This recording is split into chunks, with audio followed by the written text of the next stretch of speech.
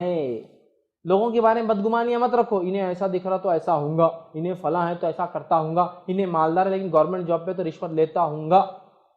زن ہے، یقین نہیں آپ بچو، بدگمانیوں سے بچو.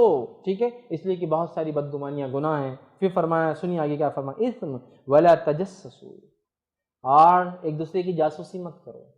جاسوسی منع ہے، یاد رکھیں. ہاں، تحسس جائز. تحسس کیا ہوتا ہے؟ کسی کے معاملات میں غور کرنا تاکہ کچھ اچھا نکالے. میرے پڑوسی کے بھوکے تو نہیں سوتے، غریب دکھتے ہو، تو تحسس سے معلومات لیا میں نے، ہو یار بھوکے سوتے اور کھانا بھیجنا شروع کر. یہ تحسس ہے. تجسس کیا ہوتا ہے؟ کسی کے پیچھے پڑنا، کریدنا چیزوں کو تاکہ اس کی برائیاں نکالے. یہ منع ہے.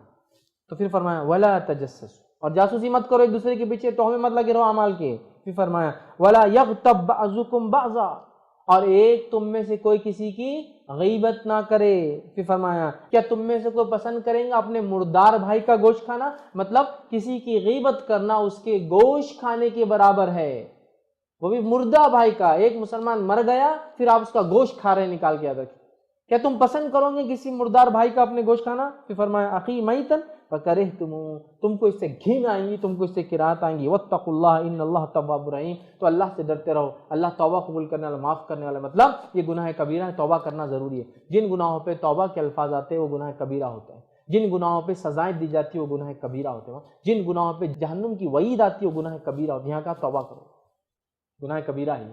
گناہ کبیرہ ہے غیبت، اور اپنے مردہ بھائی کا گوشت کھانا ہے. تو یہاں حدیث میں کیا آیا؟ وہ گوشت کھایا کرتے تھے. مطلب کیا کرتے تھے؟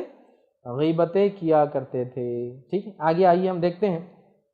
اس گناہ کو ہم نے بڑا حقیر سمجھ لیا ہے نا، جبکہ اللہ کی نظر میں گناہ بہت سنگین جرم ہے. آئیے اور بھی حدیث سنیے کتنی سخت ہے غیبت کے بارے میں. صحیح بخاری اور صحیح مسلم کی روایت ہے، نبی اکرم صلی اللہ علیہ وسلم فرمان کا، جو شخص اللہ اور یوم آخرت پر ایمان رکھتا ہے وہ اپنے بھائی کے بارے میں بھلی بات کہے یا خاموش رہے. جو شخص اللہ اور روز آخرت پر ایمان رکھتا ہے وہ یا تو بھلی بات کرے یا پھر خاموش رہے. جو شخص اللہ پر اور آخرت پر ایمان رکھتا ہے وہ شخص بات کرے تو اچھی کرے ورنہ منہ بند رکھے. ہم لوگ دو لوگ مل رہے ہیں تو کیا کر رہے ہیں؟ غیبت کر رہے تیسری کی. ملو تو اچھی بات کرو، اچھی بات نہیں ہے اسٹاک ختم، خاموش. خاموش، یہ تو ہو ہی نہیں سکتا. خاموش، خاموش رہنے والا تو متکبر ہو جاتا ہمارے پاس. ارے کتنا تکبر ہے، بات بھی نہیں کرتا.